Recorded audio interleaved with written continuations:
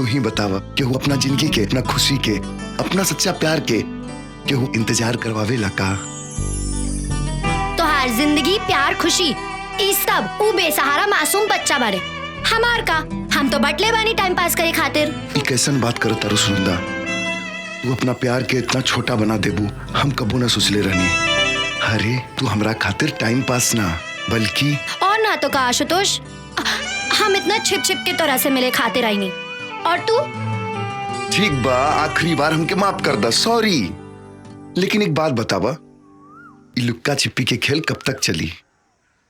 सच कहीं तो प्यार में लुका छुपी के अलग है मजा हो खेला।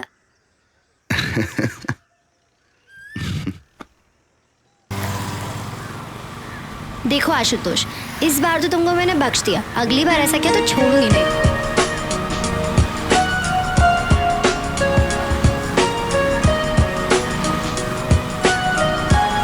बस बस बस बस।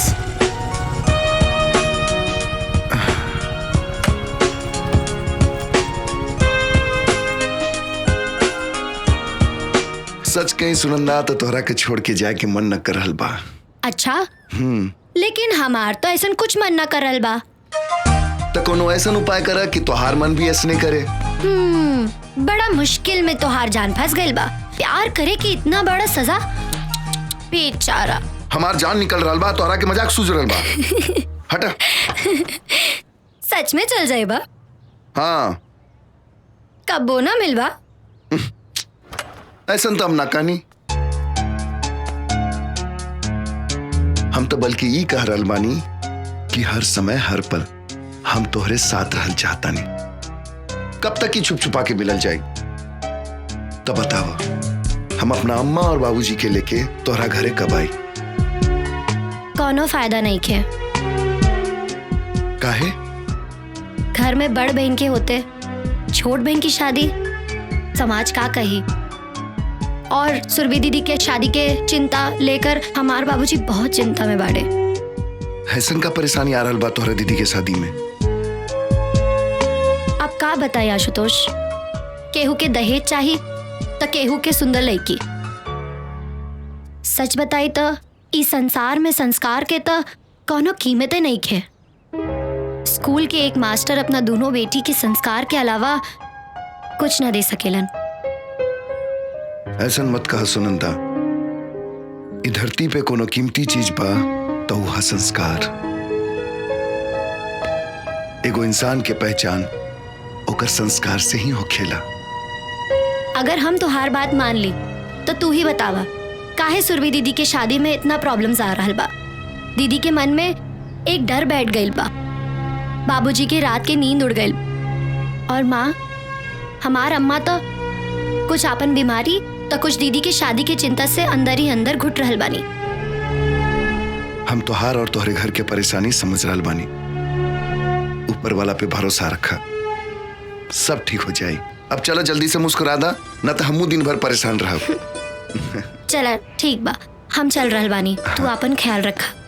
ठीक बा, कल परीक्षा के बाद जरूर मिलिया। By by. बाय।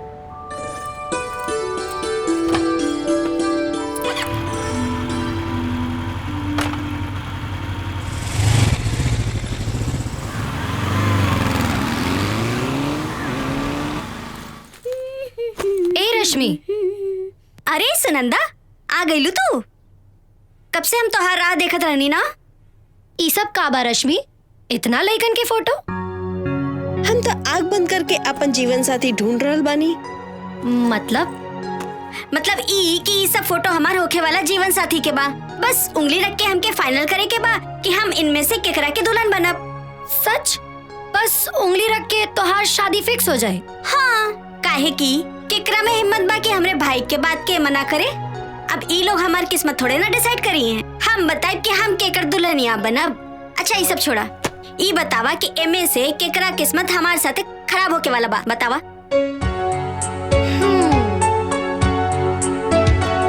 वाह रश्मि, भाग्य हो तो तोहरा जैसन।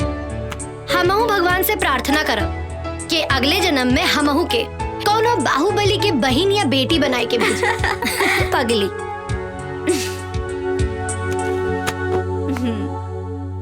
ये बतावा सुनंदा, आशुतोष कैसन बना? एकदम फर्स्ट क्लास। आपकी परीक्षा खत्म होके के बाद हम तीनों जने कहीं घूमे चलल जाई, खूब गुलछर्रे उड़ावल जाई। काल परीक्षा खत्म होके के बाद हम तो जाइब सबसे पहले अपन घरे। तू ही जाई हा आशुतोष के साथ थे गुलछर्रे उड़ाई हा। अच्छा, तो के जलन न हुई अकेले जाइब ता? बिल्कुल ना हुई रश्मि मैडम। अच्छा, एक बार और सोच ले सुनंदा, तू सिर्फ आशुतोष के हमरे हवाले नहीं करत बाड़ू। अपनी जिंदगी, अपने जीवन साथी, अपनी खुशी सब कुछ हमरे हवाले करत बाड़ू, और कहीं हम लेके फुर हो जाए तो? फिलहाल हमरा से ज्यादा अफसोस तो इन बेचारन के हुई जौन तोहरा उम्मीद में ई बिस्तर पर पड़ल बाने। कहा मोहन, बाबूजी सही करल बनन का? भैया बाबूजी के बात कहूँ गलत भइल बा का? अरे देखा बाबूजी, मोहन भी रउए के तरफदारी करल बा। वो सब तो ठीक बा, काम कब संभल बा? मतलब हम समझनी ना बाबूजी। इतना बड़ा अपन कारोबार बा, अब हमरा से संभालब मुश्किल हो रहल बा। हम चाहत बानी ई जिम्मेदारी अब तू संभाल ले। जी बाबूजी, हम बहुत जल्दी ही संभाल ले, लेकिन हम कुछ दिन और अपन जिंदगी जियल चाहता नहीं। रउआ तो जानते बनी कि बस्ती के गरीब बेसहारा बच्चन की खुशी ही हमरा खातिर सब कुछ बा। हम कहाँ मना कर रहल बानी, हम तो तोहरा ई नेक काम में तोहरे साथ बानी। सच कहीं तो हमरा के तोहरा ऊपर बहुत गर्व बा। कितना नेक दिल हमार बेटा बा। बाबूजी, जे कुछ बानी हम रउआ और अम्मा के कारण ही तो बानी। फिर एक ने काम और ही कर दा, सुनंदा के हमार बहू बना के ही घर में ले आवा। अरे अम्मा ही का कर रहल बाड़ी? तोहार अम्मा सही कह रहल बाड़ी। तोहरा के कोनो मुश्किल हो रहल बा, सुनंदा के अम्मा बाबू से हम बात कर ली। ना ऐसा कोनो बात नहीं है बाबूजी। दरअसल सुनंदा के बड़ बहन के शादी जब तक नहीं हो जात तब तक बात करल ठीक नहीं है। सुरभि के शादी खातिर सब लोग बहुत परेशान बा। तो ठीक बा, जब तोहरा के अच्छा लगे तब तू बता दिहा, काहे से तोहरा खुशी में ही हमनी के खुशी बा। और हाँ, सुनंदा से कह दिया कि हम ओकरा के अपन बहू मान चुकल बानी। और हम अपन भाऊजी।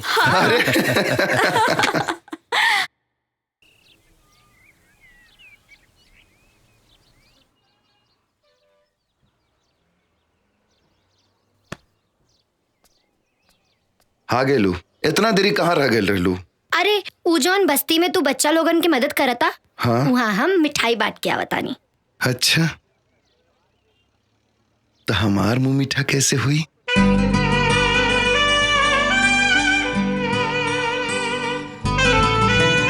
देखा, तू जौन मुंह मीठा करे के सोच रहल बाड़ू ना, हमार इरादा उ नइखे। अच्छा, हम समझाई कि हम कहाँ समझ रहल बानी? देखा, जौन तू करल चाहता रू उ सब शादी के बाद होखेला। हाँ, तो शादी से पहले का होखेला? सिर्फ मुंह मीठा। चला आगा मुंह मीठा करा देता नहीं। अरे छोड़ बेशरम, एगो लड़की होके लेका के झड़ेलू।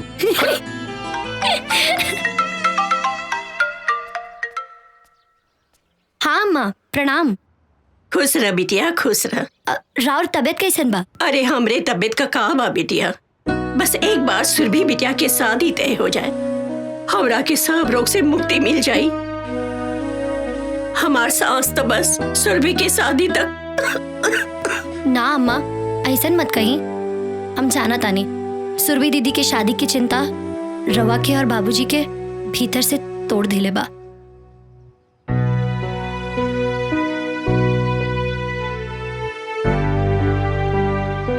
अच्छा सुना, आज ना सुरभि के देखे खातिर लड़का और उनका मामा आ रहल बानी। सच? हाँ बिटिया, बहुत ही अच्छा परिवार बा, बहुत बड़ खानदान बाटे उन लोगन का। बस भगवान से प्रार्थना करा कि सुरभि के ये रिश्ता तय हो जाए बिटिया। रवा चिंता ना करी अम्मा, देखी हाँ इस बार सब बढ़िया हुई। लेकिन आप तो बहुत डर लागे लागल बा। इतना लड़का हमने सुरभि बिटिया के देख के नकार चुकल बाड़। ए अम्मा, बेटी के माँ बाप होके के मतलब ई थोड़ी बा कि रवा हमेशा खुद के कोसते रही। पहले तो रोवल बंद करी, खुद के संभाली और स्वागत की तैयारी करी। हम शाम में फोन करब। ठीक बा बिटिया, ठीक बा।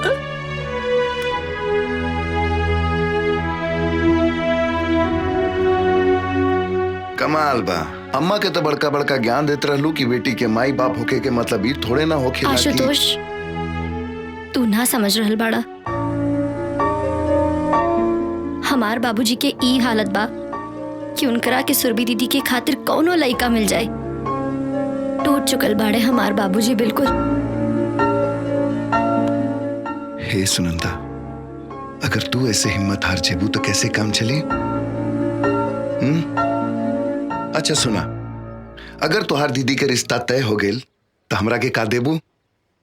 अरे हम सच कर रहल बानी, तुहार दीदी के रिश्ता तय हो जाई और ये आशुतोष के भविष्यवाणी बा। अब बतावा दक्षिणा में का मिली? अगर ऐसन हो गईल त जौन मांगबा ऊ दे दे। पक्का? चला चला।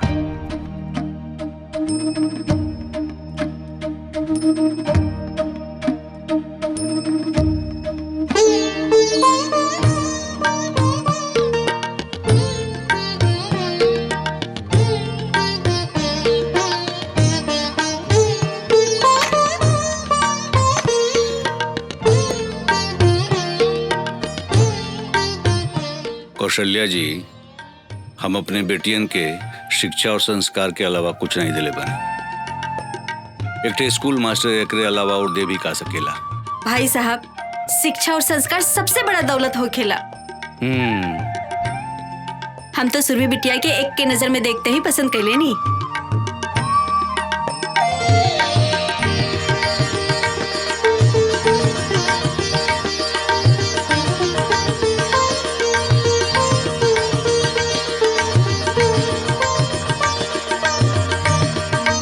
बहन जी, रउआ हमरा सुरभि के बहू बना के ना हमने के नया जीवन दहले बानी।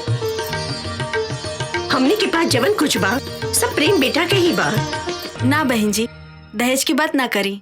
भगवान के दिहल हमरे पास सब कुछ बा। कमी बात है सुरभि जैसन बहू के। अब इनकरा के जल्दी जल्दी हमरे हवाले कर दी।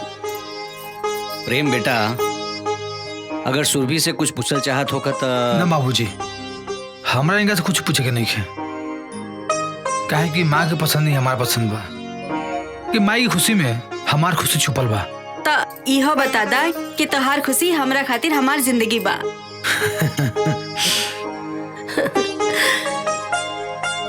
भाई साहब, प्रेम ही हमार सब कुछ बाड़े। हम इतना विश्वास दिला देता नहीं आपके कि सुरभि के हम बहू ना अपन बेटी बना के रखब, कोनो परेशानी ना होई। बहन जी, हमरा के पूरा विश्वास बा कि हमार सुरभि बिटिया रवा लोगन के कौनो तकलीफ ना होके दी है। अरे रवा लोग मुंह मीठा करी ना। मुंह मीठा करे के हक तो पहला लड़का और लड़की के बा। प्रेम बेटा, मुंह मीठा करावा सुरभि के। अरे माँ, रुआ भी ना। अरे शर्मावा मत, जमाने के हिसाब से हम कुछ चेंज हो गइल बानी। कराई मुंह मीठा कराई।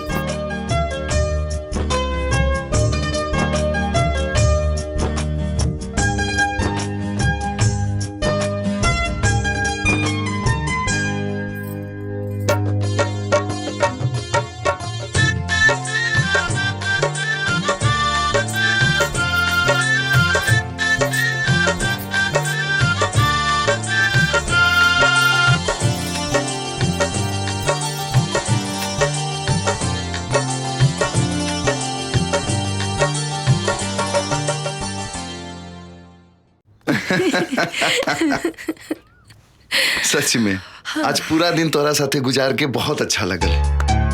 काश ऐसने हर दिन हुई। हाँ हाँ, शादी के बाद देखब हम तोहार प्यार। बड़े बड़े रोमियो के प्यार की किस्सा हमके पता बा।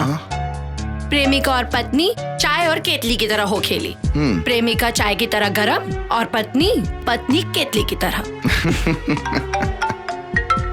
एक सेकंड। हाँ दीदी, कैसन बाड़ू? सुनंदा, हमार तोहार साथ बस अब कुछ ही दिन के बा। काहे दीदी, ऐसन काहे कह रहल बाड़ू? अरे बाबा, हम विदा होके प्रेम जी के घर चल जाए तो तोहरे साथे कैसे रहब? विदा होके प्रेम के घर? अच्छा, अब मतलब प्रेम के साथ? हाँ सुनंदा, प्रेम जी और उनकर अम्मा मतलब हमार होके वाली सासू माँ बहुत अच्छे लोग बड़। सच? अच्छा ये सब छोड़ा, ये बतावा कैसन बाड़े हमार प्रेम जीजा जी। और पहले तो एक काम करा, हमके फटाफट उनके फोटो व्हाट्सएप कर दा। नहीं, उनकर दर्शन तो यहाँ आवे के बाद ही होई। ना दीदी ऐसा मत करो ना प्लीज। अरे पगली, पहले हमरा के तो जी भर के देख लेवे दे। अच्छा त ई बात बा। चला ठीक बा, मौका दे देता नहीं, लेकिन हमरा आए के बाद कोनो मौका ना मिली। मंजूर? मंजूर। अब जल्दी से भाग के यहाँ आ जा, हमरा के तोहरा से बहुत बात करे के बा। हाँ दीदी। अच्छा ये बतावा, हमार जीजा जी कौन शहर के गुंडा बाड़े? जहाँ तू अभी रह के पढ़ाई करल बाड़ू। का बात करल बाड़ू? तब तो फिर हम यहाँ उनसे मिलकर आपन परिचय खुद दे दे। अच्छा अब हम रख रल बानी। काहे इतना जल्दी क्यों? अरे पगली, तोहार जीजा जी के जी भर के देख तो लेवे दे हमरा के। ठीक बा दीदी, रखा तानी। अब हमार सर पूरा करा। ठीक बा, मांगा जे मांगे के बा। रहदा रही सही समय पे हम अपने आप मांग ले। चला आज हम तोहार मुंह मीठा कराई। काहे? तू काहे? खुशी के बात तो हमरा खातिर बा, तो हम करवाई। अरे बुड़बक तू समझत नहीं खू। जब तोहार बहन के रिश्ता तय हो गईल, मतलब हमनी के रास्ता क्लियर हो गईल।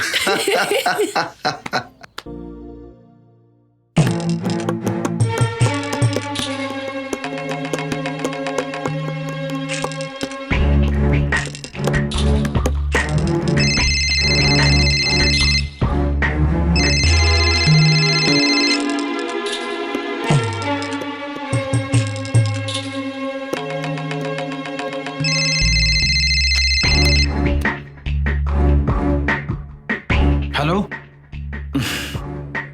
प्रेम बाबू,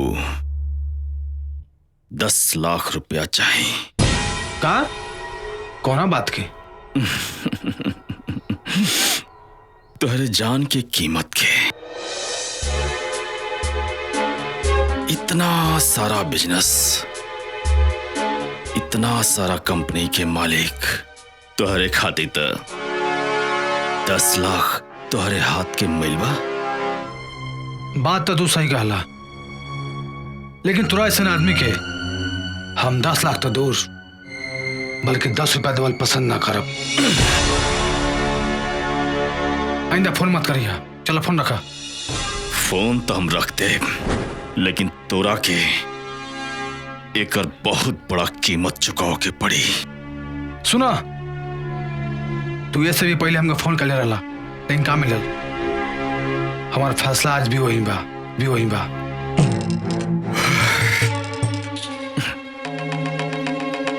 तो ठीक बा,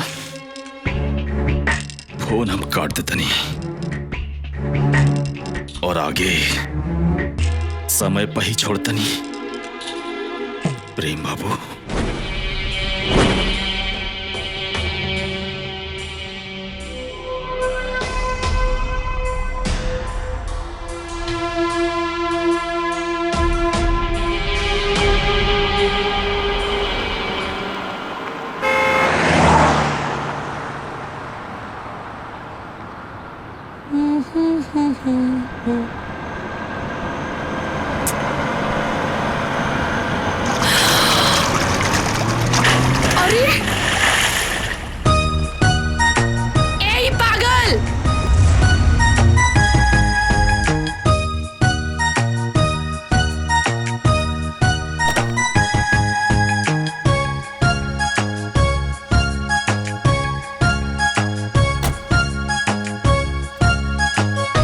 सॉरी, हमरा के माफ कर दी।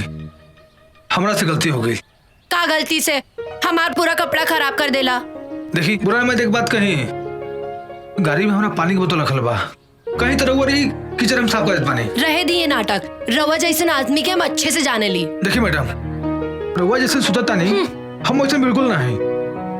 देखी, अच्छा ये बताई, रउआ कहाँ जाए के बा? कहीं तो रउआ के छोड़ देते पानी। कोनो जरूरत नहीं है, हम चल जाए। ठीक है madam. It's okay, it's okay. ठीक है मैडम। ऑटो।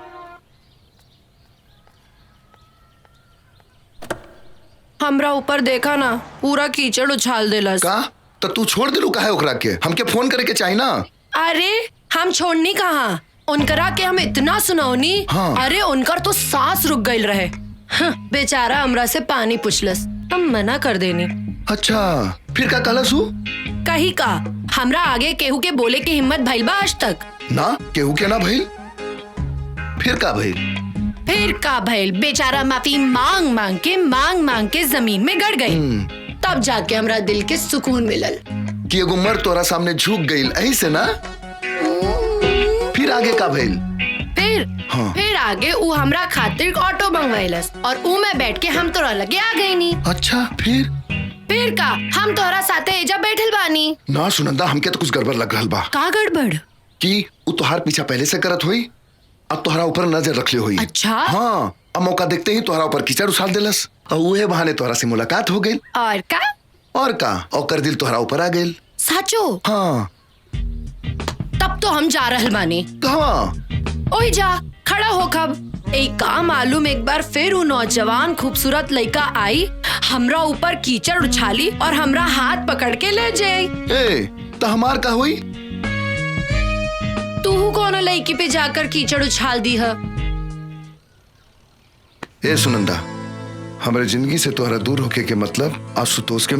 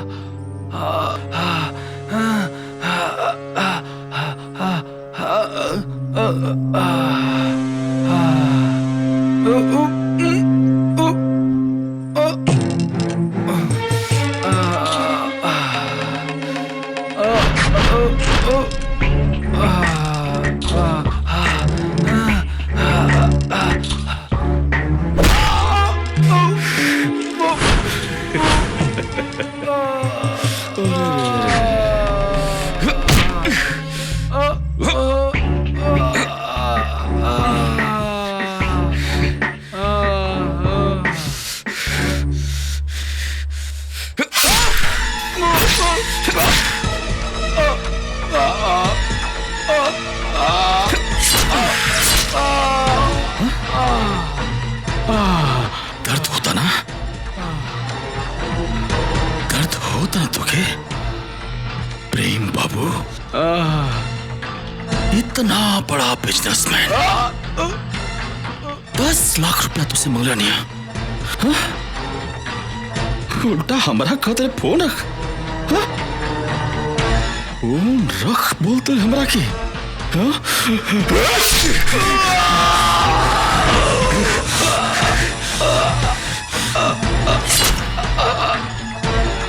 देख कितना भारी पड़ल तुके, हमरा के फोन रखे की बोला तुके कितना भारी पड़ल।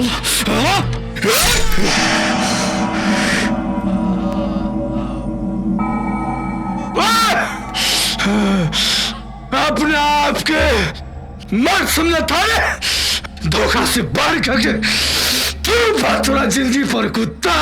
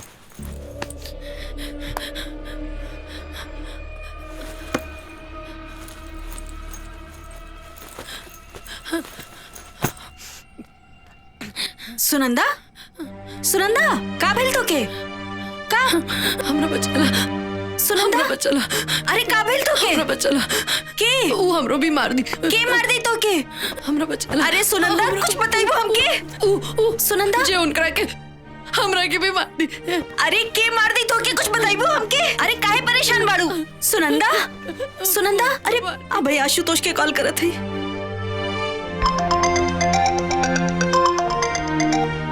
हाँ रश्मि बोला। हेलो आशुतोष कहाँ बाड़ा तू जल्दी से आजा सुनंदा बहुत परेशान बाड़ी तू जल्दी से आवा अच्छा ठीक बात, तू घबरा मत, हम जल्दी आवत नहीं। सुनंदा सुनंदा सुनंदा का भेल तो के बचाना हमरा के सुनंदा सुनंदा का भेल सुनंदा, काहे घबरा रहल बाड़ू? हाँ का भेल बताबो। मार दी उजे सुबह हमरा पे कीचड़ फेंकलस। कुछ कालस का हमरा आगे के सामने उनके रख के एक बदमाश मार देता और सबूत का मिटावे खातिर हमरो मार दी। कुछ ना हो तोरा, हम तोरा साथ बानी सुनंदा, अपना आप के संभाला, कुछ ना हुई कुछ ना हुई।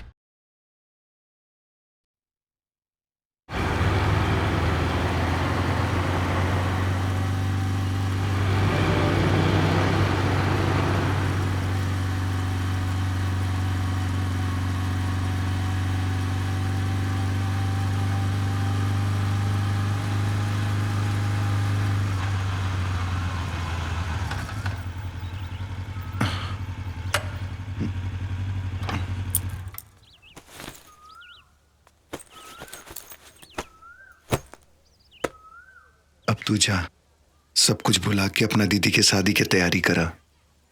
और सुना, अपना ख्याल रखिया, अगर तोहरा के कुछ हो गए तो हम परेशान मत हो, हम आपन ख्याल रखब। बाकी हम तोहरा के अपना घरे भी ना ले जा सके नी। अरे ये सब फालतू बात के बारे में मत सोचा। वैसे भी तोहरा दीदी के शादी के बाद अम्मा बाबूजी तोहरा घरे आई हैं। बस इस शुभ घड़ी के खूब बढ़िया से एंजॉय करा। एक बात के ध्यान रखिया, अपना तरफ से केहू के भी शिकायत के मौका मत दिया। ठीक बा, हम खूब एंजॉय करब और शादी के हर एक पल के जिए के कोशिश करब। बस अब खुश। ठीक बा, हम चला तनिया। ठीक है, संभल के जाइए। हाँ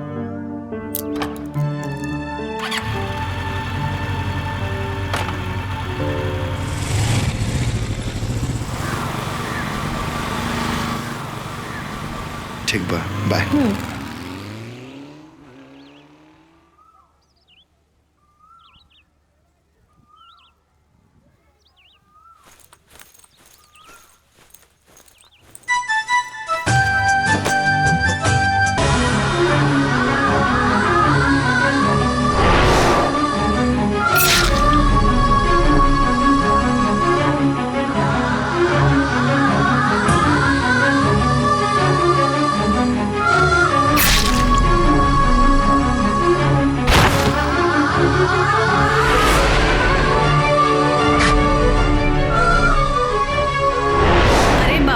हम विदा होके प्रेम जी के घर चल जाए तो तोहरे साथे कैसे रह?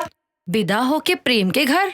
अब अच्छा, अब मतलब प्रेम के साथ? हाँ सुनंदा, प्रेम जी और उनकर अम्मा मतलब हमार होके वाली सासू माँ बहुत अच्छे लोग बड़।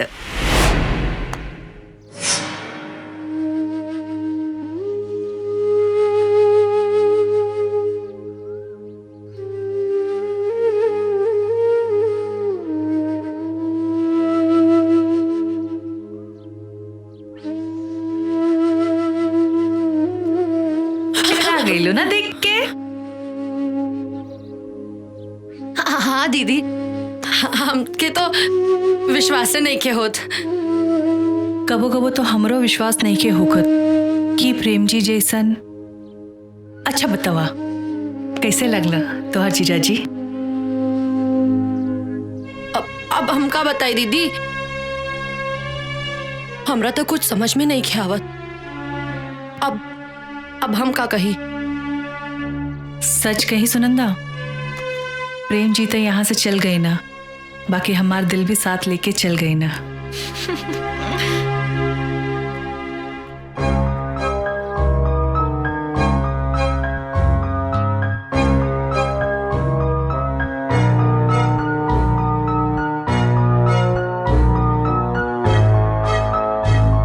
हे प्रभु, ई का हो गई?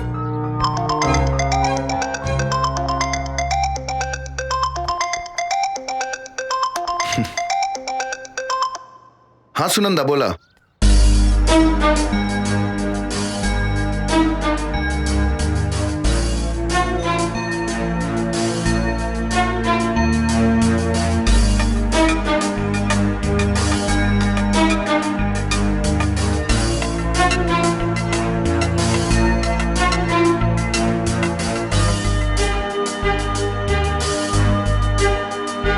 तो तू ये बात अपना दीदी के बतौलू हो कि ना? ना आशुतोष, हमार हिम्मत ना भय। दीदी तो अपन एक एक पल प्रेम के सपना में जी रहल बाड़ी। अगर दीदी के सच्चाई पता चली। अच्छा आशुतोष, हमके एक बात नहीं के समझ आवत कि इतना सब कुछ हो गई, लेकिन अब तक प्रेम के घर से कोनो खबर ना आयल। हम का कहता नहीं? अगर हो सके तो तू एक काम करबा, जाके मालूम करा कि सच का बा। शायद हम जे देखनी हा वो गलत होके। भगवान करे कि गलत हो। हम अभी प्रेम के घर जाके सच के पता लगावे की कोशिश करत नहीं। तू उनका घर के पता भेजा जल्दी। हाँ हाँ ठीक बा।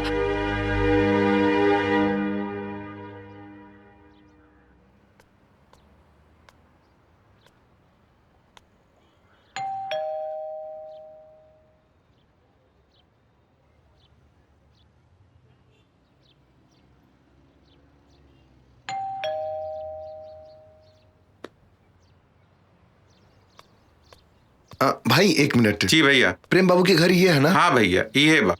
तो घर में केहू नहीं खे का? ना भैया, घर में केहू नहीं खे। कहाँ गए सब लोग? प्रेम के परिवार में उनके अम्मा के सिवा दूसर केहू नहीं खे भैया। तो अम्मा जी कहाँ बनी? इकलौता बेटा के मौत के उनकरा के इतना गहरा सदमा भइल की बेचारी एक बिस्तर पर सिमट के रह गई। हॉस्पिटल में जिंदगी और मौत के बीच लड़ रहल बानी। हाँ ठीक बा, धन्यवाद।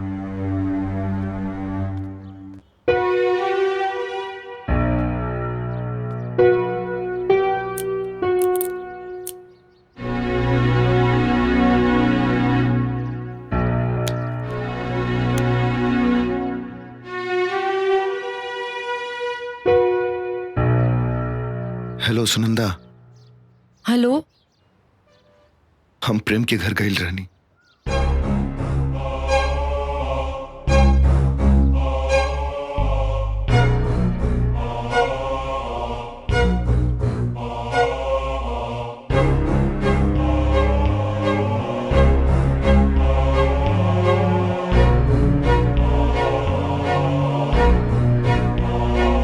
सुनंदा,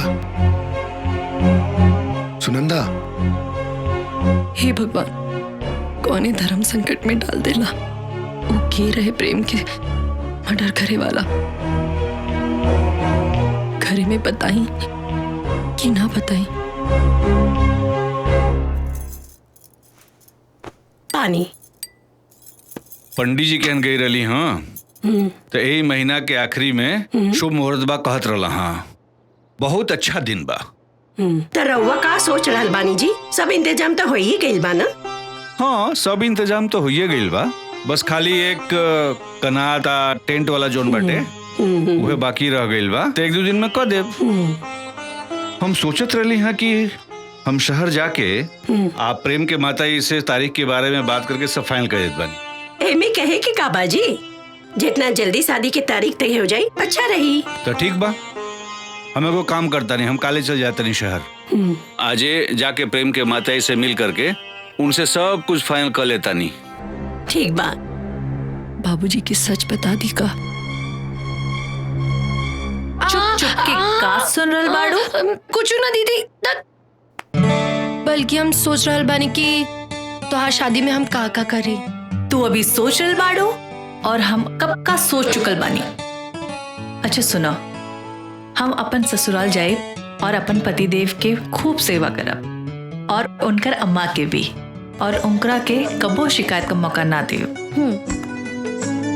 सच कही सुनंदा, आजकल तो हमार प्रेम जी भी हमार सपने में आवत बाड़ो और हमार नींद खराब करके भाग जाला। सुरभि बेटी, आई नहीं बाबूजी। हमार ए समय सच बतावल ठीक ना हुई। दीदी कितना खुश बाड़ी।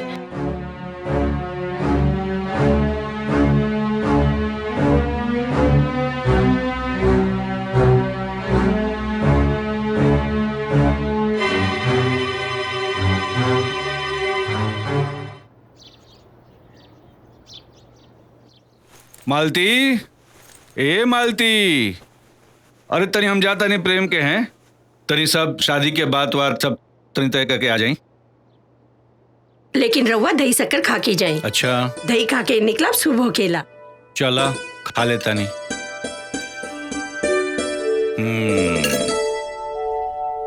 बाबूजी, हाँ, रास्ते में खाए के कुछ सामान बा, याद से खा लियो। चला ठीक बा। अब दीदी हम बानी ना बाबूजी के साथ में, अब तब बाबूजी के कोनो बहाना ना चले दे। बाबूजी हमके कॉलेज में कुछ काम बा, तो हम सोचनी और रौरा साथे चल के हम अपन भी काम निपटा ले और इहे बहाने अपना होके वाले जीजू से भी परिचय ले ले। ई बात बा। मालती देखा, अब तो और कुल टेंशन खत्म हो गई ना। चलो सुनंदा, चल जाओ, चला चला।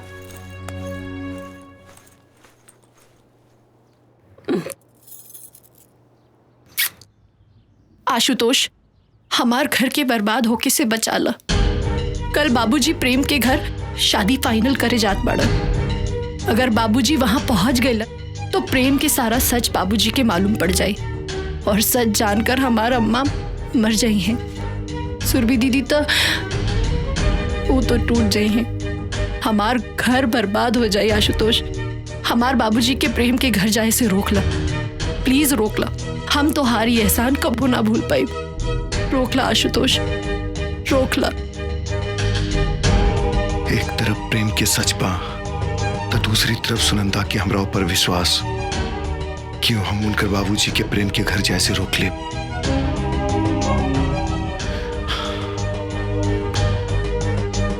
हम उनकर घर बर्बाद हुए से रोक ले, लेकिन कैसे? कैसे?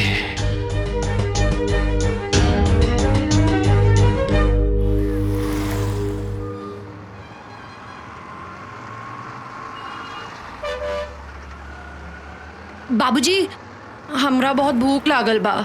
चला ला ना, देखा अम्मा का दिल बानी, खा ला। ना माँ बाबूजी, आज घर के ना, आज चली कहीं बाहर खाइल जाए। लेकिन बेटा बहुत देरी हो जाई, समझल कर बात के। अच्छा चली चाय ही पी लियल जाए। बेटा बहुत देर हो जाइए, वो काम कर जाओ। प्रेम के घरे चले के उनका अम्मा जो चाय वाय बना के दिया वो पी लिया। ठीक बना? ठीक बा। हाँ चला। हे भगवान, चला आ गई।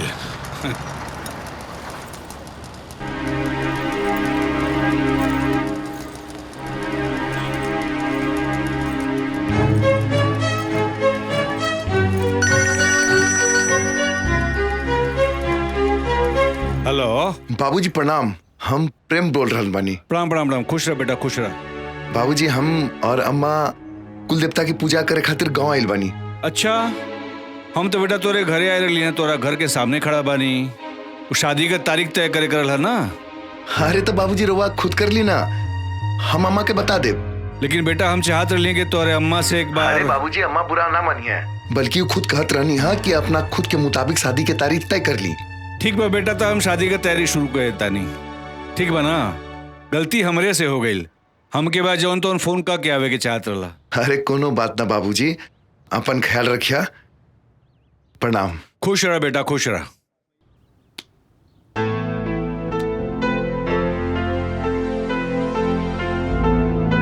का भइल बाबूजी? प्रेम और उनकर अम्मा जौन बा तौन कुल देवी का पूजा करे खातिर गाँव में गईला। अच्छा? हाँ देखा तड़ू, केहू के बगैर जौन बा तौन बंगला कितना सुना लगत बा। हाँ बाबूजी, आप प्रेम के शादी के बाद जौन बा तौन तारीख उहे तय कैला हाँ जौन हम चाहत रहली हैं। ई तो बहुत बढ़िया बात बा बाबूजी। तो चलो ठीक बा, चलो चल जाओ। बाबूजी आप जाई ऊ का बा ना कॉलेज के काम। अच्छा, तो ऊ करके हम काल आ जाइब। ठीक बा, ठीक बा बाबूजी। चलो भाई, चलो चलो। और हाँ बाबूजी, याद से लंच कर लिया और मेडिसिन ले लिया। ठीक बा, ठीक बा, ठीक बा, ठीक। चलो चलो भाई, चलो चलो चलो बेटा। थैंक गॉड बचा लिया।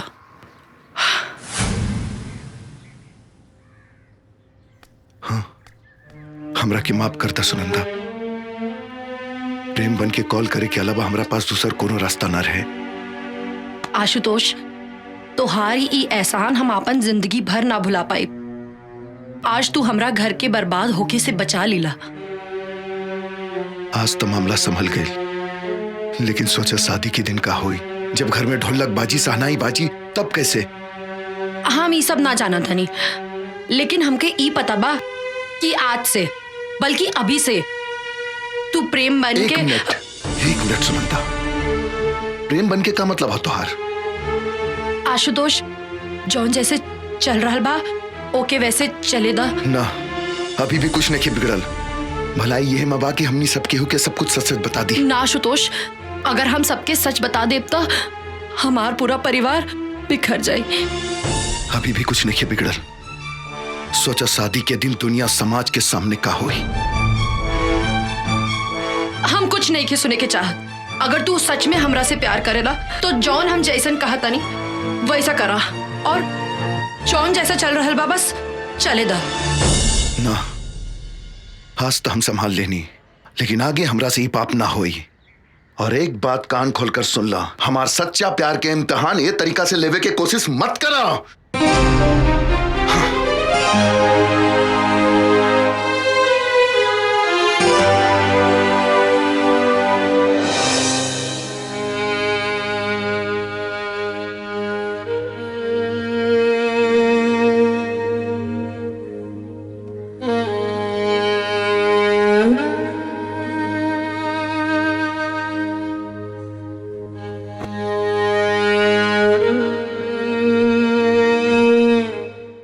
साड़ी तोरे पे बहुत सुंदर लगी। और हाँ, ससुराल में जाइए ना तो केहू कुछो बोली जवाब मत दिए। हाँ? पहले पहल सब बोलेला, बाद में सब ठीक हो जाला। बाबूजी, हम पानी लेके आवत आए। ए बेटी यही ले ले जा। जी अम्मा। रख दिए।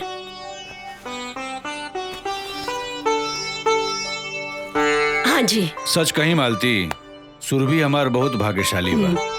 इतना बढ़िया लड़का बहुत पुण्य से मिलेला। अच्छा, ऐसा का कह देली जमाई बाबूजी? अरे करिहा का, तारीख तय करे गई रही। हाँ तो का कहला कि रुए तय कर दी तारीख। हाँ। हाँ। अच्छा। हाँ। और का कहलन जमाई बाबू और संबंध जी? कहिया का तारीख तय हो गई। सुरभि, का भइल बिटिया? कुछ नहीं अम्मा, आ रहल बानी। अच्छा, और कुछ ना बोले नहीं है संबंध जी? अरे समधन जी से मुलाकात हुई तब न कुछ कही। हाँ। रवा जमाई बापू घरे गई तो रहली ना? बाबूजी पानी पी ले दो, सब कुछ इत्मीनान से हम बताओ तानी।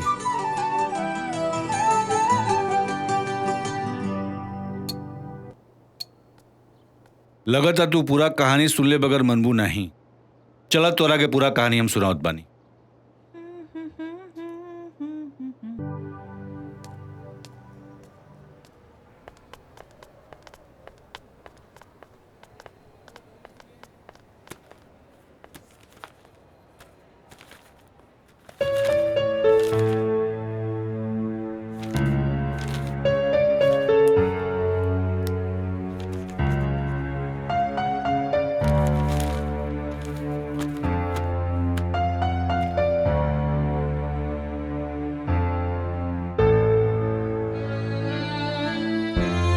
सिस्टर, बीपी पल्स तो ठीक है? जी। फर्स्ट चेक द बीपी। जी। बीपी चेक कर लेना और टाइम टाइम से दवा देते जाना, ठीक है? और उसकी रिपोर्ट हमें बता देना। ओके सर। ओके। अभी रउआ की आराम करे की जरूरत बा। इकरा खातिर करी बेटी, मर गई होती तो ठीक रहुए। ऐसा ना कहीं। बेटी मोबाइल मिली का, हमरा एगो बहुत जरूरी फोन करे के बा। चार्ज में लगैले बानी, लेके आवत बानी।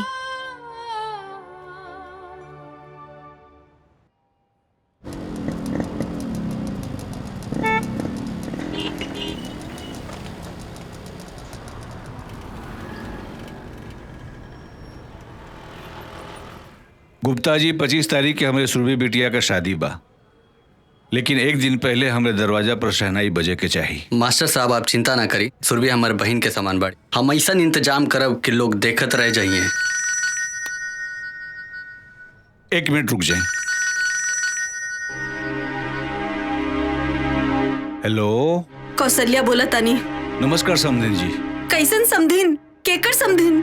तहार मनहूस बेटी के कदम पड़ते ही हमार बेटा के खा गईली।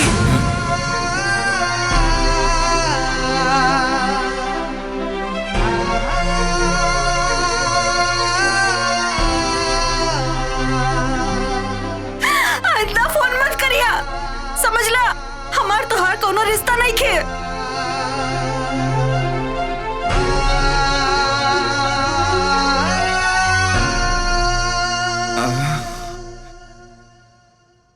आई देखा ना कितना बढ़िया झुमका बन के आइल बा। तोरा दीदी के ऊपर अच्छा लगी? बहुत अच्छा लगी। चूड़ियों बढ़िया बा। देखा सब अच्छा बा। अरे का हो गई? बस कुछ हो ना माँ। तोहार सुरभि दीदी चल जी है ना, तू ही तो हमरे पास रहबो ना। हमकी सुरभि दीदी के खूब खूब याद आई। हाँ बेटा, हमू के आई। तू ही तो हमारा सब कुछ बाड़ू ना। सुनंदा उठ, चल चल हो गई रे? हमार बिहार में डांस ना करबू, उठ जा। हाँ दीदी, बताओ कौने गाने पे डांस करबू? आगे आवो, बताओ।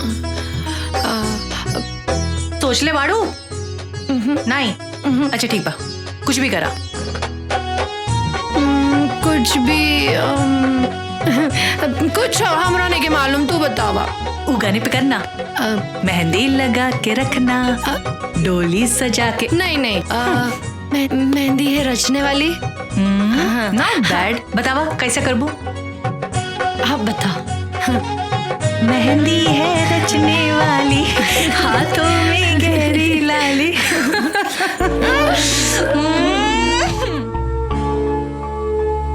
अरे नहीं नहीं, सुनंदा सुनंदा सुनंदा, रुक रुक रुक रुक। अरे अरे भगवान सुनंदा, तो चीचू काका करिए। बदतमीजी नहीं नहीं नहीं नहीं नहीं नहीं। अरे अरे अरे ए दीदी। हाँ इला प्रेम जीजू के फोन आइल बा। उनका फोन? प्रेम जी का? हाँ। हमार खातिर? हाँ।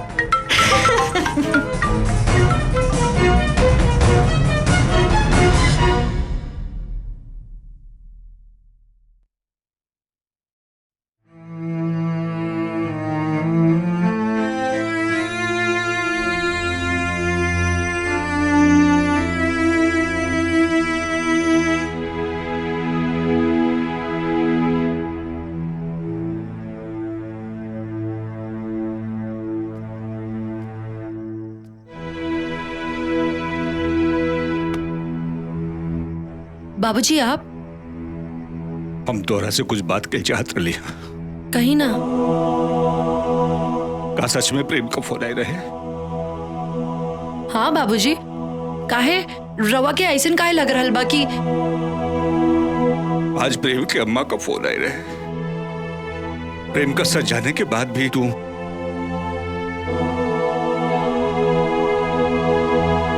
हमकी माफ करती बाबूजी, लेकिन हम का करती? अम्मा की जिंदगी और दीदी की खुशी बचावे खातिर हम ही सब कहीं नहीं। हम तो हर परेशानी समझ सकिला बेटी, लेकिन प्रेम का सच जानला के बाद हम हो मझधार में फंस गए बानी। एक तरफ तोरे माई के बीमारी, ओकरे बेटी के विदाई का सपना, दूसरी तरफ सुरभि का जिंदगी। प्रेम का सच जानला के बाद पता नहीं होकर ये सब कैसे हो गए बेटी? ए बाबूजी, रवाई कमजोर पड़ जाए तो अब हमने दोनों के मिल के अम्मा और दीदी के संभाली के पड़ी। वो तो सच में बेटी, लेकिन ब्याह में हम प्रेम कहाँ से लाए? अब ई सब बाबूजी ईश्वर पे छोड़ दी। उहे हमनी के मझधार में फसैले बाड़े, अब उही हमनी के पार भी लगई है। और जन प्रेम का फोन आई रहे? बाबूजी वो हमरे कहे पर आशुतोष प्रेम बन के कॉल कैले रहने। हम उनका से मिलल चाह बेटी। जी बाबूजी, जैसा ना कहें। ठीक बा।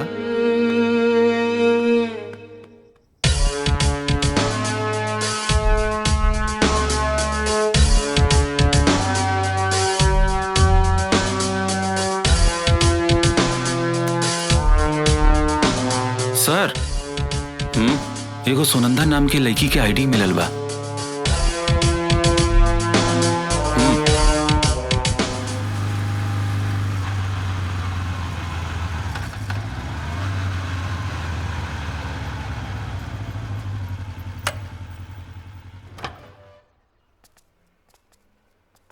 हाय आशुतोष, ये हमार बाबूजी। हाँ प्रणाम बाबूजी। खुश रहा बेटा, खुश रहा।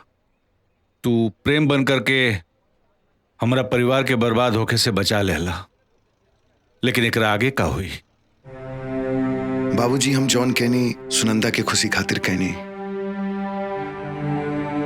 हमरा पता बा जे कुछ भी हो रहा बा वो ठीक नहीं हो रहा बा। हम तो हम लोगन के एहसानमंद बनी बेटा। तो हम लोगन अपन खुशी के दाव पर लगाकर मालती और सुरभि के खुशी देवे के कोशिश करत बड़ा। एक बाप अपना एक बेटी का खुशी छीन करके दूसरा बेटी के कैसे। लेकिन बाबूजी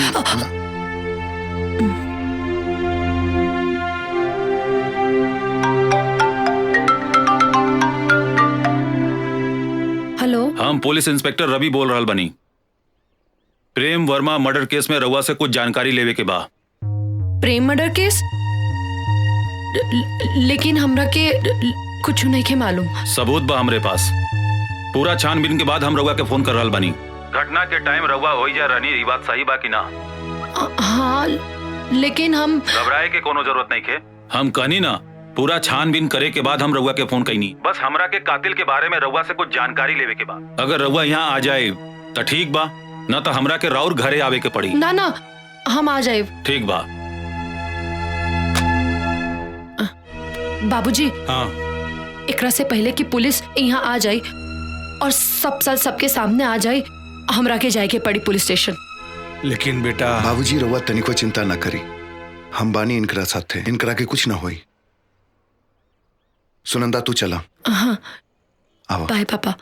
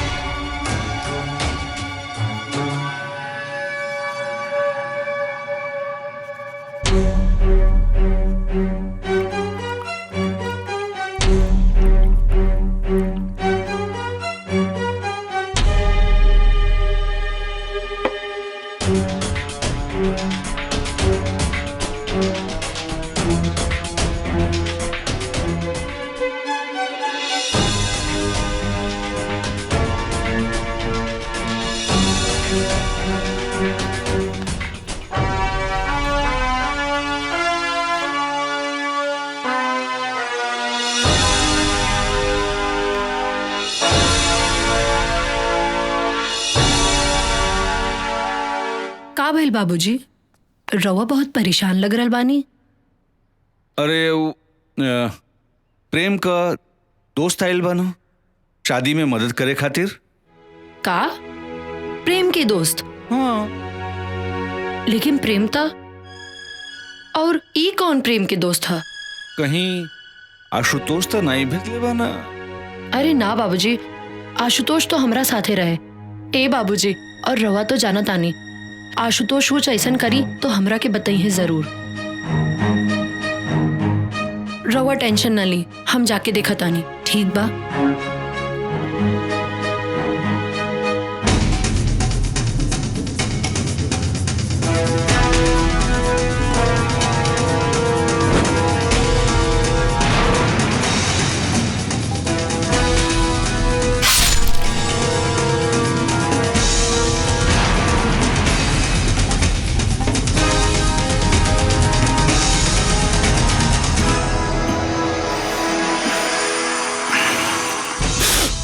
तू आ गलू, बड़ा सही टाइम पाइल वालू।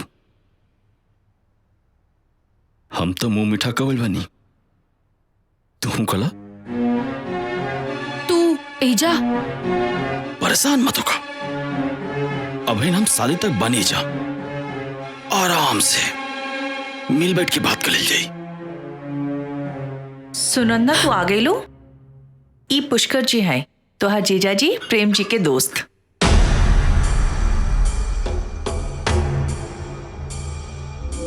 तोहार जीजा जी इंकरा के स्पेशली हमनी के मदद करने खातिर भेजले बाना।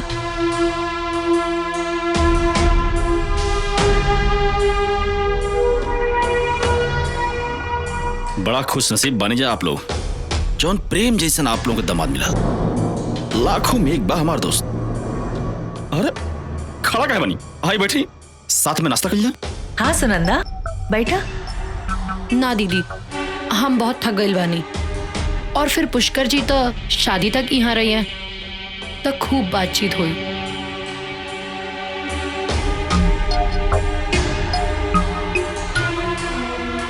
ले ही जी।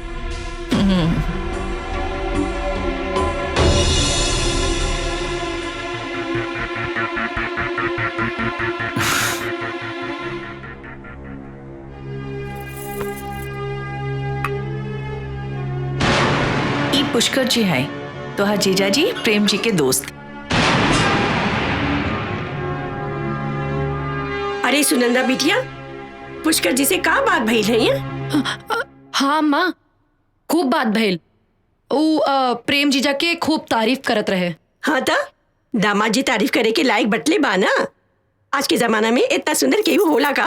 सही कह रहल बालू मलती, लेकिन तई जा कर के उनका के चाय वाय हाल चाल पूछ ले। तू देखा जमात एक भी नाराज हो जाए चल ली, लेकिन दमाद का दोस्त नाराज नहीं होके के चाहिए। ई कुल तो रुआ के ध्यान रखे के चाहिए, कहीं कुछ ऊंच नीच हो गई तो खाए पिए का ध्यान तोहरा ना रखे के चाहिए, हम ही कुल का ध्यान रखब। देखी बड़ी मुश्किल से सुरभि बिटिया के इतना अच्छा रिश्ता मिलल बा। अरे हम तो उम्मीदें छोड़ देले रहली, लेकिन ये घर में फिर से खुशी के दिन आइल बा। अब हम कौनो सब कुछ तो हम ही करीला ना, फिर भी तू ही ध्यान रखा, तू ही ध्यान रखा तो ठीक बा, हम ही कुल ध्यान रखब।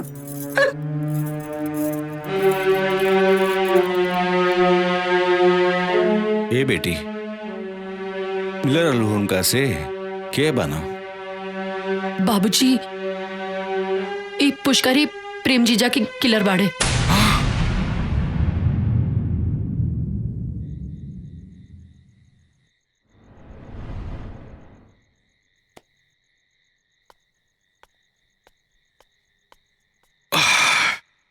अकेले कहाँ बैठे बालू? यहाँ आवे के पीछे तोहार मकसद का बा? प्यासा कुएं के पास क्यों जाता है? मतलब? हमरा सब कुछ पता बा। देखा ना, तुहार अम्मा बाबूजी शादी का सपना देखा था लो, और तुहार बहन सुरभि तो सब ख्वाब बुन रहा बिया। हमरा समझ में नहीं आवत, वो प्रेम खाती हाँ? जौनी प्रेम के मार दिल बनी, वो प्रेम से शादी करे खाती। परेशान बानी हम। मुंह बंद करा अपन। मुंह बंद करी? बंद कर ले। तू हमारे साथ था तो यहाँ से जाए खातिर का कीमत लेबा? इज्जत से जाए खाती?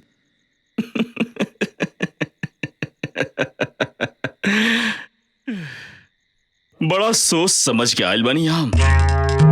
जब तू पुलिस स्टेशन में हमारे खिलाफ कंप्लेंट के लिए बोला, वो पुलिस से बचे खाती। ऐसे बढ़िया जगह तो हमरा की कहीं और ना मिली। अच्छा ये बतावा, प्रेम की काहे मार दिला? बस 10 लाख रुपए खाते। कई बार मांगनी उसे, ना बोल रस। हमारा गुस्सा आ गई, दिमाग हमारा ठनक गई।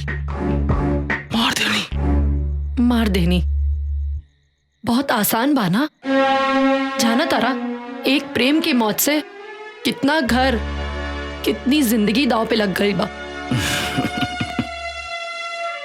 ये सब से हमरा कोनो मतलब नहीं है। और हाँ, हमरे जैसे आदमी के इस शोभा भी ना दिला।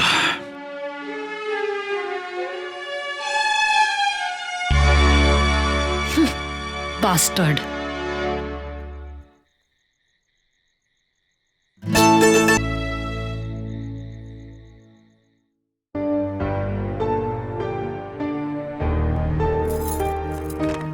प्रणाम पप्पा जी, प्रणाम बुआ जी। प्रणाम। सुनंदा, हमनी के पहचान लो ना? तू सुरभि बाड़ू ना? कैसे पहचान बो तू लोग? देखा बुआ जी भी हमनी के नहीं पहचाना का बुआ जी? अरे ये रवि हुआ, रवि। आई हुआ प्रशांत। अब तो हर उम्र होखे लगल बा, अब बुढ़ापा आ गइल बा, सब कुछ भुला जाता लू। हाँ, इनकर परिचय? ई पुष्कर हुआ, दामाद जी का दोस्त। यहाँ आयल बा ना हमनी के शादी विवाह में मदद करे खातिर। अच्छा, ये तो बड़ी खुशी के बात बा। घर के दामाद वालों के बारे में इतना सोच रहल बा। बुआ जी, ऐसा दामाद तो बड़ा किस्मत से मिलेला। सच कहा दाल बचवा, हमार सुरभि बेटवा बहुत भाग्यशाली बानी। इतना अच्छा दामाद हम आज तक नहीं खे देख ले। अरे दहेज में 1 रुपया नहीं खे मांगले बाड़न।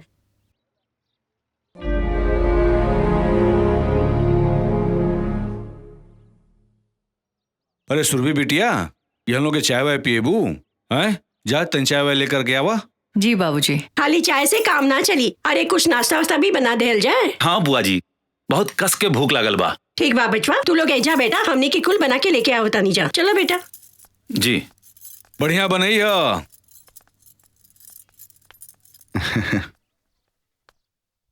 और पुष्कर बाबू बताएं प्रेम जी के बारे में, उनकर पसंद, उनकर नापसंद, ताकि शादी ब्याह में कोई तरह की दिक्कत ना हो सके। रउआ लो आई गल बनी तो जल्दी का बा। आप लोग चाय पानी पी, हम आओ तनी।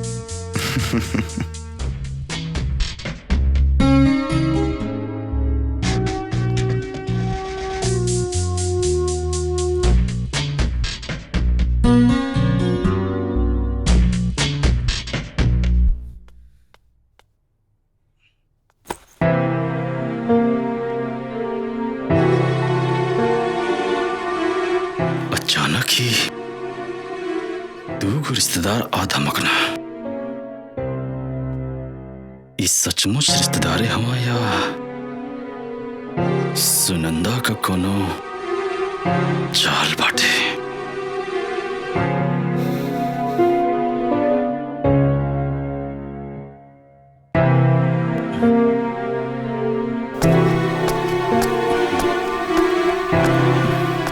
पुष्कर जी,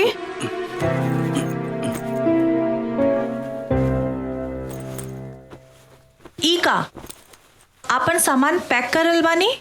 सुरभि, हम जाता नहीं। तोहरे यहाँ रिश्तेदार लोग आइल बाटे, यही से हमार रहल यहाँ ठीक नहीं है। अरे नहीं, प्रेम जी स्पेशली रउआ के ई काम खातिर भेजले बानी ना? सुरभि, तू टेंशन मतलब, प्रेम के हम समझा ले। और अब यहाँ हमार रुकल ठीक नहीं है। कोनो बात जरूर बा, केहू कुछ कहलस का? अरे नहीं नहीं, केहू कुछ ना कहा, लेकिन हम नहीं चाहत कि हमारे वजह से कोनो समस्या होके। कुछ ना होई। हमरा के बताई। सुनंदा ई नहीं चाहत कि हम यहाँ रहें। सुनंदा, सुनंदा। हाँ दीदी आई। पुष्कर जी के का कहलू? हम कुछ ना कहनी। और इनकर यहाँ रहले से तोहरा का प्रॉब्लम बा? हम कुछ ना सुनब। माफी मांगा उनकरा से। कितना मुश्किल से हमार नसीब में ई दिन देखे के मिलल बा, और तू घर आए मेहमान से ऐसा व्यवहार कही जाला।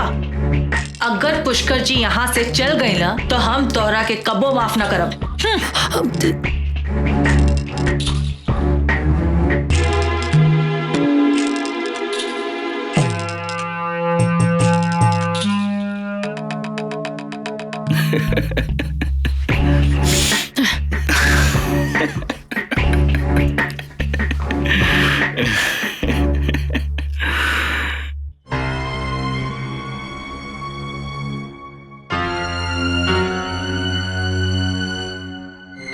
इंस्पेक्टर साहब, हमरा सुरभि या सुनंदा के जिंदगी खतरा में बा। पता नहीं पुष्कर कौने खतरनाक इरादा से यहाँ आयल बा। ओकर जिंदगी बचा ले इंस्पेक्टर साहब। रउआ हाथ मत जोड़ी। हम विश्वास दिला रहल बानी कि सुरभि और सुनंदा के कुछ न होके देव। और रहल बात प्रेम के सच्चाई के, तो ये कहल बड़ा मुश्किल बा कि जे दिन मालती जी और सुरभि के सच पता चली वो दिन का हुई। चिंता तो यह बात के है इंस्पेक्टर साहब, बार बार कोनो अनहोनी के आशंका हमनी के सच बतावे से रोक रहल बा। लेकिन कब तक आशुतोष? एक ना एक दिन मालती जी और सुरभि के पता तो चलबे न करी। लागत है कि हमनी के अभी पुष्कर के ऊपर फोकस करे के चाहिए। एक तरफ सुनंदा के जान खतरा में है और दूसर तरफ सुरभि। सबूत मिटावे खातिर सुनंदा के जान भी ले सकेला। ना आशुतोष, हमरा रहते ऐसा ना होई। हम मानता इंस्पेक्टर साहब, लेकिन जानता नहीं वो पुष्कर जौन बा तो सुरभि के सुनंदा के खिलाफ भड़का रहल बा। दोनों बहन के बीच में दीवार खड़ा कर रहल बा। तो करे दी, ओकरा के अपना मकसद में कामयाब होके दी और दोनों बहन के दुश्मनी उनकरा के उलझा के रखी, बुझली? और उनकरा के ऐसा लगे के चाहिए कि वो अपने मकसद में कामयाब हो रहल बने। लेकिन इस सबसे हमनी का फायदा होई आशुतोष? उनकर ध्यान सुनंदा और सुरभि के बीच दीवार खड़ा करे में लागल रही और हमनी के उनकरा खिलाफ जाल बिछावे में लागल रहा। बाकी एकर खबर उनकरा के ना चले। तो इंस्पेक्टर साहब, आप ये बताइए आपका आगे का क्या प्लानिंग बा? पुलिस के टीम टेंट वाला और हलवाई बन के कबो एजा आ सकेला। बस रउआ लोग के बड़ा इत्मीनान और कायदे से काम लेवे के पड़ी उनकरा से, और पुष्कर के शक न होके। ठीक बा, जैसन रउआ चाहता नहीं वैसने होई। गुड। ली चाय पी। का रउआ भी वजीर बादशाह में उलझा रहेला? वजीर बादशाह में ना उलझ रहीला, हम अपना बेटा आशुतोष के बारे में उलझ रहीला। तो हमरा के बता दी, हम ओकरा से मौका देख के उलझल रहा। हमरा के मालूम बा कि हमरा चाल पे वो कौन चाल चली है, हमरा कौन बात पे वो तकरार करी है। इस शतरंज के बिसात पर मोहरा ना, ई हमार आशुतोष बाणे। हमरा के तो हमेशा सुनंदा के माँ बाबूजी के चिंता लागल रहेला।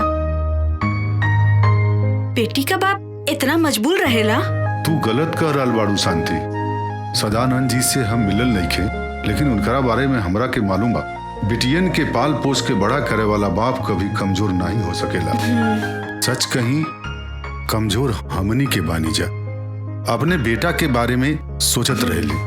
बेटी के पाल पोस के बड़ा करब, ओकरा शादी बियाह करे का सौभाग्य सब करा के नहीं मिले। सच कह रहल बानी रउआ। कन्यादान के सौभाग्य किस्मत वाले माँ बाप के मिलेला।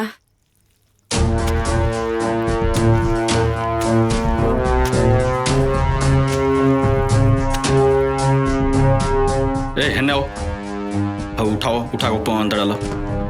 हाँ हाँ, राइट। चलो ओके, साइड में, साइड में, साइड में।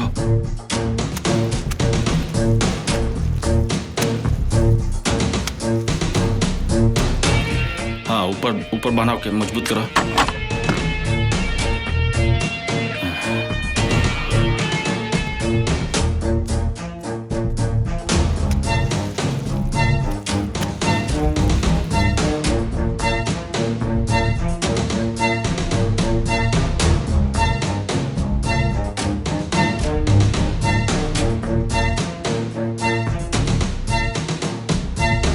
अरे पुष्कर बाबू आई आई आई आई आई पुष्कर बाबू आप आ गए भाई तो सामान का खाना उना का लिस्ट बना देती तो बहुत बढ़िया रहत। अरे काय ना बाबूजी, बिल्कुल एकदम। ई बाबूजी रवि ना? आप अपन नाव का बतलो निया? प्रशांत। प्रशांत प्रशांत बाबूजी, ई लोग मेहमान बाटे, इनका भी ध्यान रखल जरूरी बना। और अचानक आयल बोलो बाबूजी, तो इनके बारे में सोचल हमने के फर्ज बनता ना। ज्यादा मत सोची पुष्कर बाबू, रउआ लइका लोग के तरफ से बानी, ऐसे पहले हक राउर बा। प्रशांत बाबू, ज्यादा हक के बात मत करी, हक के बात करब ना महंगा पड़ी आप लोगों के। और रहल बात लिस्ट का, आज रात में बना दे और कल सुबह आप लोग दे दे। आप लोग कोनो प्रॉब्लम ना होगे तो।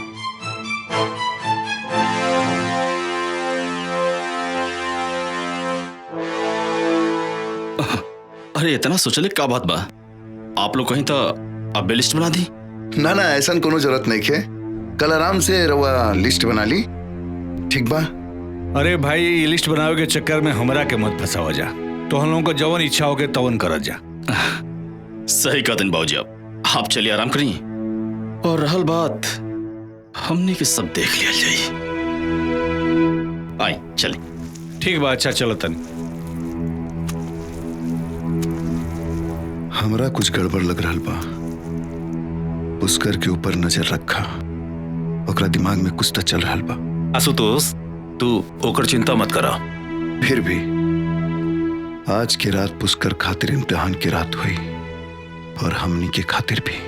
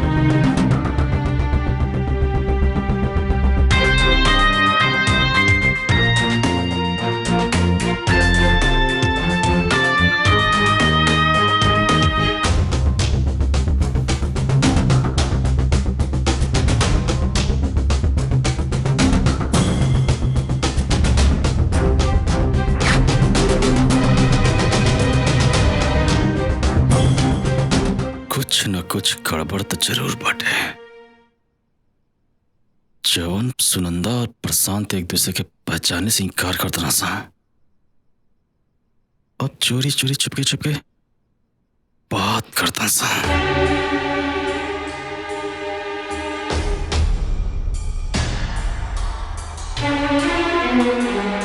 आपन शक दूर करे खाते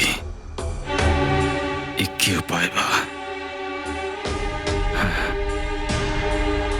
एक तीर से दो निशाना।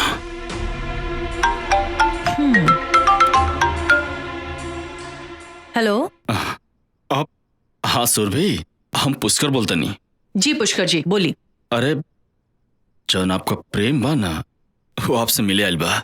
का प्रेम यहाँ हमरा से मिले आयल बानी?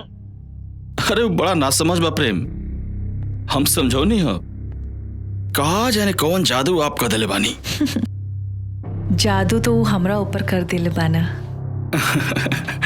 देखा ना कमाले बा, यहाँ तू बेकरार बालू और वहां ऊ ससुरा बेकरार बा। सॉरी, तोहरे प्रेम के हम ससुरा कहानियां तो के बुरा तो ना लागल है ना? ससुरा कहे के हक रउआ के बा, लेकिन हमार तय काम करा, तू फटाक से जा, चल के उससे मिलके खुदे बात कर लिया। कहवा? उन्हें मंदिर के पीछे। इतना रात में? अरे हम समझाओ नहीं हो करा के, लेकिन जान तो क्या कहा था, हम इतना दूर से सुरभि से मिले आ सके नहीं रात में, और सुरभि हमसे मिले ना आ सकेली। तू तो जानता लो, ओकर विश्वास कहीं टूट गए तब कुछ भी हो सकेला। ना ना ऐसा ना कही, हम चले खाते तैयार बानी। लेकिन घर के लोग पूछी तो हम का कहब? सच में आप एकदम भोली भाली बनी। अच्छा एक बात बताई, आधी रात में प्यार मोहब्बत की बात कर खाती कि वो अपने घर वालों के बता के भला जला। अरे एक काम करी, चुपचाप आप घर से निकले और रास्ता में हम आपसे मिलब।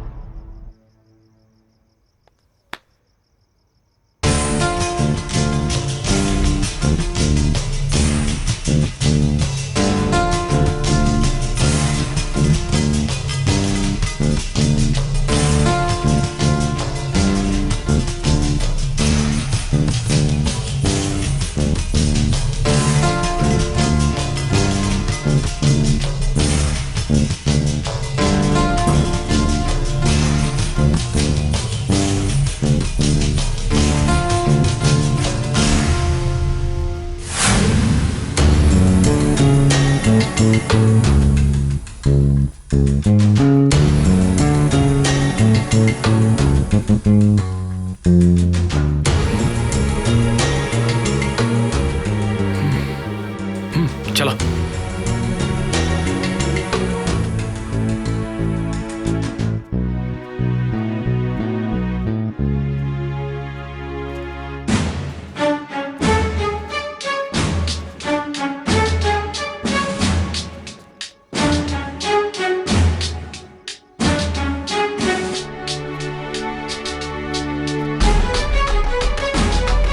इधर आओ।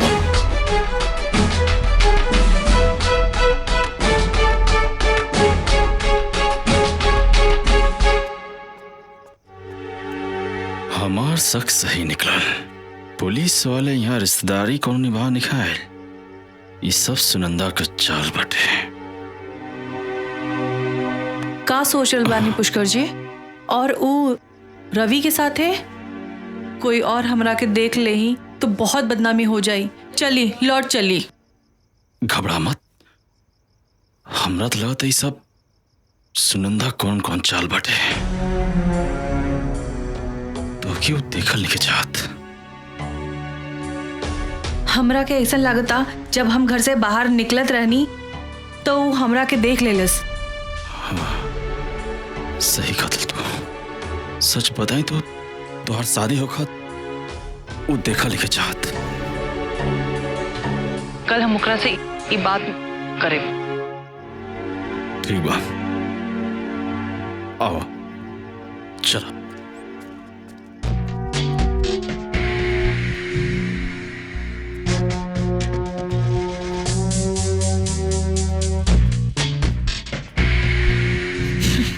हमरा लग रहा बा कि रउआ गलत जगह लेकर आई बानी। प्रेम जी तो वो मंदिर के पास।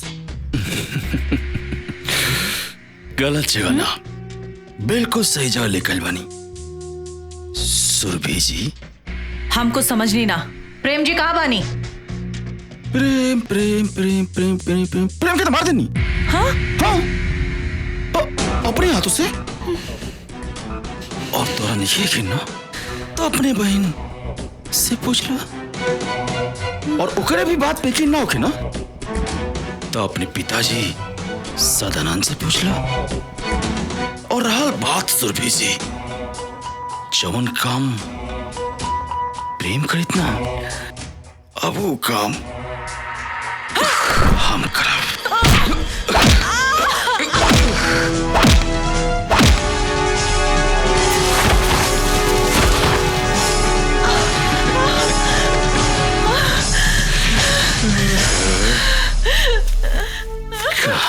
के जेबू सुरभि।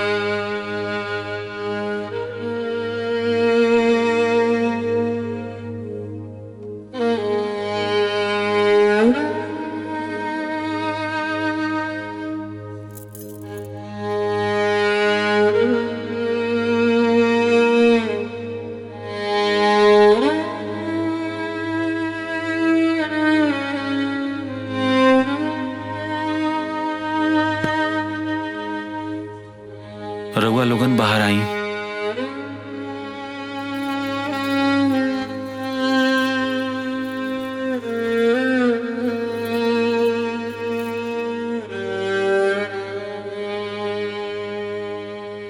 सुरभि के कोनो बात के सदमा लगल बा।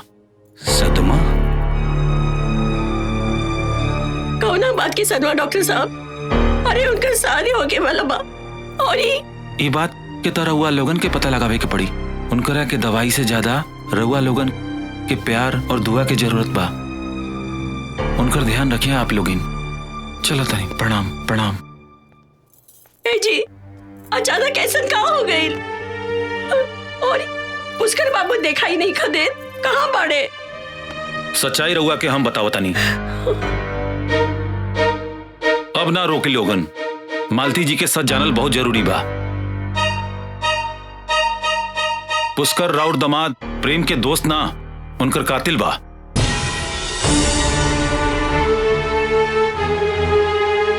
राउर दमाद प्रेम तो मर चुकल बाणे।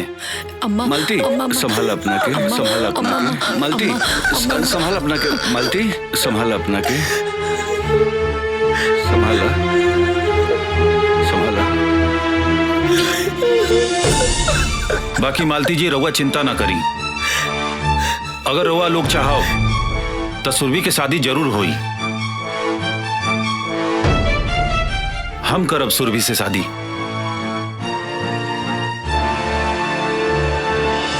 ई घर से सुरभि की डोली जरूर उठी। बाकी फैसला रउआ लोगन के ऊपर बा।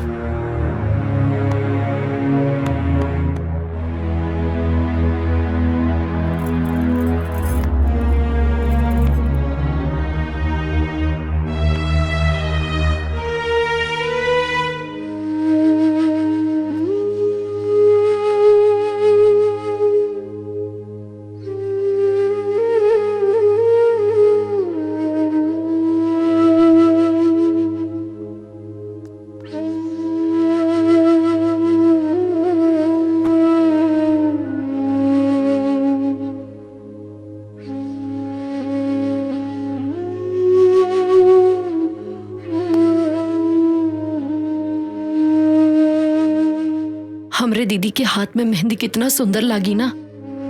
मेहंदी खूब सजी। वो दिन तो हम खूब नाचब। लेकिन ऐसा तब हुई जब तोहार दीदी रवि से शादी करे खातिर तैयार हो जाई हैं। तैयार काहे ना हुई है? अरे दरोगा जैसा पति सबके नसीब में थोड़ी ना होला। और वैसे भी रवि और सुरभि दीदी की जोड़ी खूब सजी है ना आशुतोष? बिल्कुल खूब सजी। लेकिन तब जब सुरभि चाहिए। कुछ बोला ना दीदी। हम समझता नहीं कि रवा प्रेम के अपना दिलो दिमाग में बसा चुकल बानी। लेकिन इस सच्चाई बा कि प्रेम अब इस दुनिया में नहीं खे और होनी के टाल सकेला। बोला ना दीदी। रवि एगो अच्छा लड़का बा सुरभि। कम से कम अपना अम्मा बाबूजी के बारे में सोचा। रवि के स्वीकार करला, इहे में घर के भलाई है। तू लोग जा यहाँ से।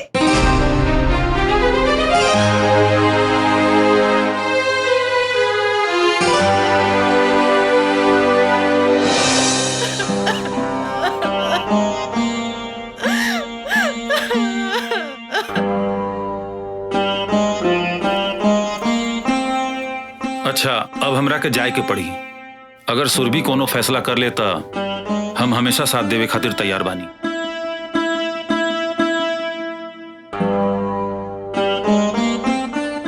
बेटा तुम्हारी एहसान हम जिंदगी भर ना भूल पाए। अरे ना बाबूजी, रघुआ ऐसा मत बोली। जिंदगी के कुछ फैसला तो ऊपर वाला ही करेला। लेकिन बेटा हमरा सुरभि के डोली जरूर विदा हुई। अगर सुरभि, अच्छा हम चलत बानी।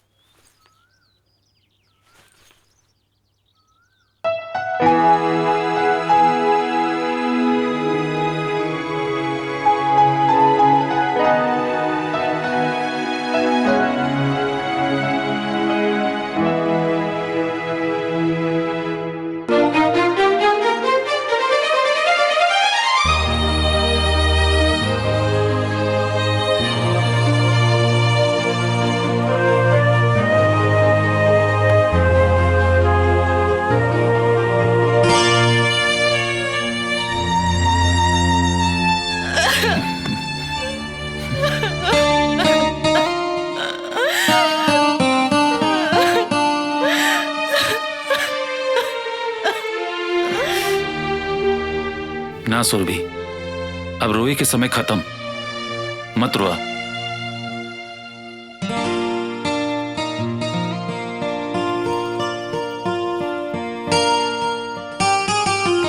ये आशुतोष बाड़े।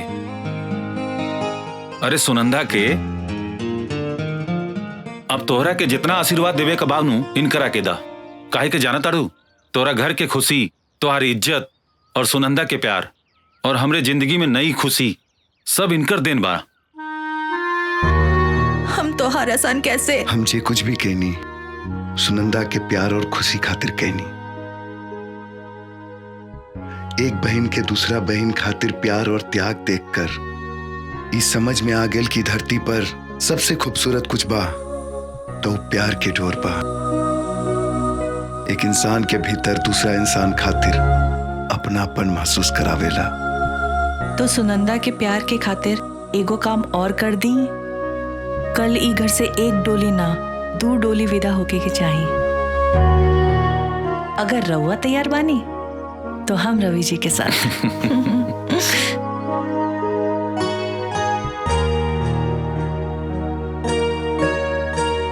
अरे मान जा आशुतोष, तोहरे साथे हमरो कल्याण हो जाई। का करी सोचब का सोचबू।